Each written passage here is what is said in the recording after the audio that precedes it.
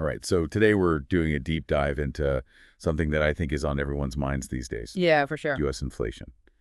You sent in a news article about a recent jump in prices, and we're going to break it all down. Like, what does it all mean, you know? What's interesting is that inflation can feel like this far off thing, Hmm. like an economic concept, but it really is impacting the price of everything. Yeah, Like, think about your everyday life from, groceries to gas. absolutely. And this article highlights some really surprising specifics. Like, egg prices are going through the roof Oh, yeah. because of the avian flu. And then there's this whole debate about whether Trump's tariffs are actually helping or hurting. Right. So, Yeah, let's start with that headline number that inflation hit 3% in January, okay. which is higher than economists predicted, and it's a 6-month high. Whoa. Okay, so that's significant. And the article mentions that this happened right after the Federal Reserve decided to keep interest rates the same. They're kind of like hitting the pause button because the economy's sending mixed signals. It seems like they're not sure what to do. Yeah, that decision to hold rates adds another layer of complexity. And it also presents a challenge for President Trump, who made tackling inflation like a core part of his campaign. Yeah. Yeah. But now some of his policies, like the tariffs that he's been really pushing for, Mhm. could actually be contributing to the problem. Right. And it puts him in kind of a tough spot because he's potentially working against his own goals. Yeah. Okay, so can you explain the connection between tariffs and inflation like? Yeah. For someone like me who doesn't really understand, how does that actually impact prices for regular people? Well, simply put, tariffs make imported goods more expensive. So when businesses have to pay more for those goods, they pass those costs along to you and me, the consumer. So like if I'm buying a new TV or a pair of shoes and they're imported, I could be paying more because of those tariffs. Exactly. Okay, that's hitting my wallet directly. Exactly. And if we dig into the details of this inflation data, we see these price increases across different sectors. Car insurance is up, airfares are up, even medicine prices are up. It's crazy.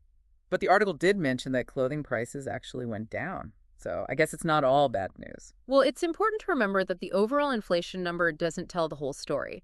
The article points out this thing called core inflation, which excludes volatile prices like food and energy. Okay, and why is that distinction important? Because core inflation gives a clearer picture of the underlying trends. It helps us understand if price increases are just like a temporary blip or a more persistent pattern. Okay, that makes sense. But there's this one detail in the article that I just can't get over. Egg prices shot up a whopping 15% in January, and it's all because of the avian flu outbreak. Right. That's crazy. It might seem like a small thing, but it illustrates how these unpredictable events can have a huge impact on specific things and contribute to overall inflation. Like, we often forget how interconnected everything is. Yeah. It's wild to think that like a flu impacting birds can end up affecting how much I pay for breakfast. Exactly. And zooming out to the bigger picture, this inflation report, particularly the rise in that core inflation, suggests that the Federal Reserve's job of keeping inflation under control is nowhere near done. And we just talked about how they decided to keep those interest rates steady for now. So what happens if inflation keeps going up? Well, that decision to hold rates could change very quickly. If the Fed sees inflation that just keeps rising, they might have to raise interest rates to try to slow down the economy. And how would that affect me and everybody else? It could mean things like mortgages and car loans becoming more expensive. It could also slow down economic growth, which might impact things like jobs being created or wages going up. So there's a lot riding on these decisions.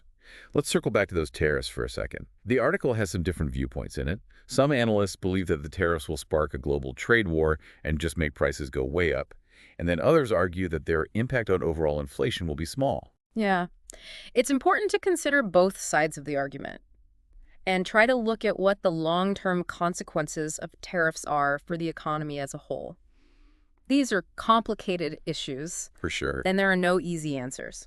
And to add to that uncertainty, the article says that even the Federal Reserve isn't really sure how Trump's trade policies will ultimately affect things.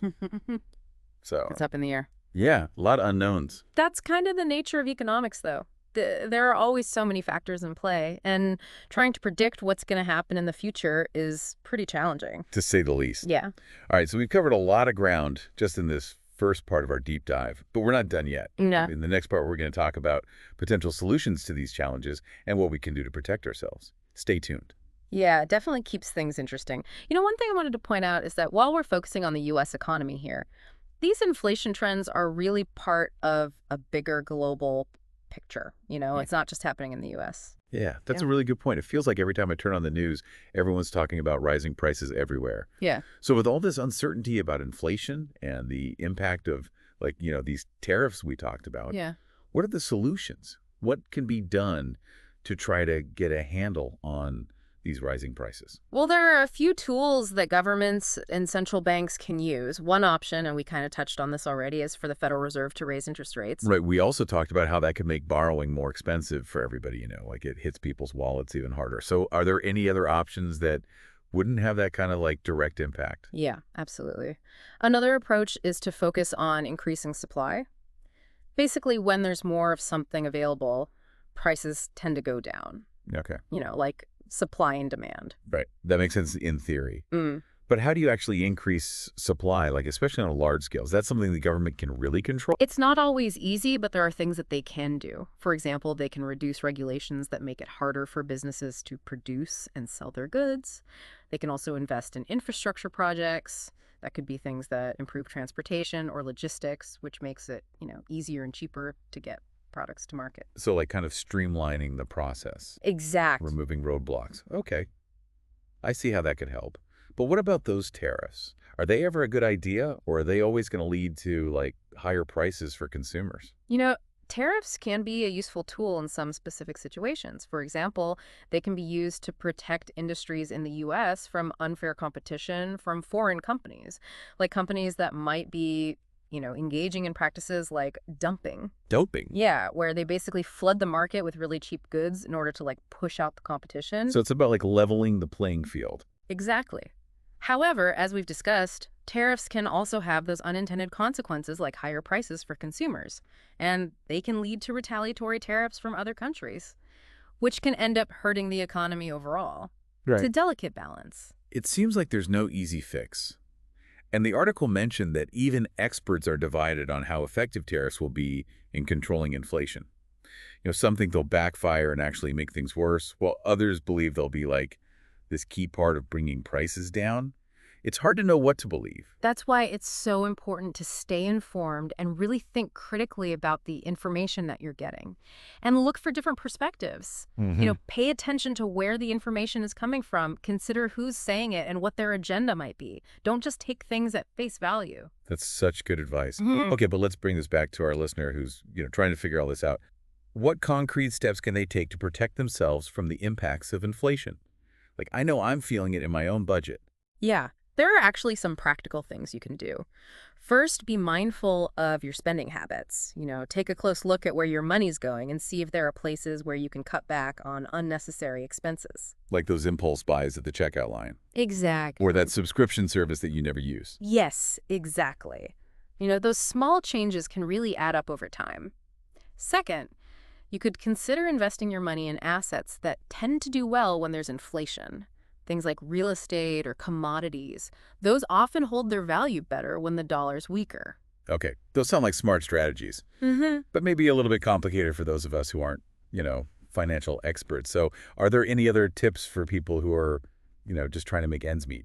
For sure. You could look for ways to increase your income, whether it's asking for a raise at your current job or taking on a side hustle, or even investing in yourself by learning some new skills that can help you get higher paying jobs. There are definitely options out there. So it's about being proactive, like Yeah. not panicking, but also not just ignoring it. Exactly. And remember, knowledge is power. The more you understand about how inflation works and how it can potentially affect you, the better equipped you'll be to make smart choices. You're already ahead of the game by listening to this and engaging with this information. Well said.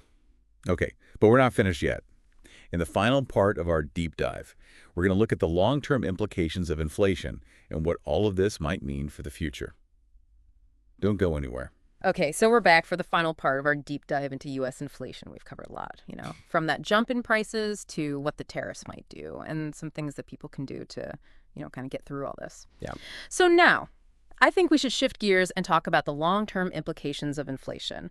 What does this mean for the future, Yeah, that's the big question, isn't it? What we're really talking about here is how these price increases can really have a lasting impact on the economy and shape, everyone's financial future. Right, okay, so let's break that down a bit. What are some of the long-term consequences that we should be thinking about? It's easy to get caught up in what's happening right now, but I want to understand like the bigger picture. Well, one of the biggest concerns with inflation when it just keeps going up is that our purchasing power gets eroded. Basically, as prices climb, your money buys less and less over time. And this can have a huge impact on savings and just your ability to maintain your lifestyle, especially if your income isn't keeping up with those rising prices. So even if I'm getting a raise every year, if inflation is higher than that raise, I'm actually losing money. Exactly. It's like running on a treadmill. You're putting in all this effort, but you're not actually getting anywhere. Another long-term concern is how this impacts investment decisions. When inflation is high, it creates a lot of uncertainty, and that makes it hard for businesses to plan for the future. Because they don't know what their costs are going to be. Exactly. And so that uncertainty can make investors hesitant to put their money into new projects or businesses. If you don't know what's going to happen, why take the risk? And then that lack of investment can lead to slower economic growth and, fewer jobs. It's like a domino effect. It is. And inflation can also distort market signals, which makes it hard to tell what the real value of things is, like goods and services. It's like trying to navigate with a broken compass. Oh, that's a good way to put it. Yeah. That sounds like a recipe for some bad decisions. Yeah. So with all that said, what does this all mean for me and everyone else listening? What can we do to prepare for these long-term effects of inflation? I mean, it feels kind of overwhelming. Well, the key is to be proactive and plan for the future. That means setting some realistic financial goals, having a good savings plan, and making smart investment decisions. Knowledge is power. So the more you understand about all these economic things going on, the better you'll be able to deal with them. So don't just stick my head in the sand and pretend it's not happening. Yeah, definitely not. It's also important to stay informed about economic trends and policies. We talked about tariffs and interest rates, but there are lots of other things happening out there that could affect your financial well-being. Sounds like it's time to dust off those economics textbooks. But seriously, this has been so helpful. I feel like I have a much better understanding of this whole inflation thing now.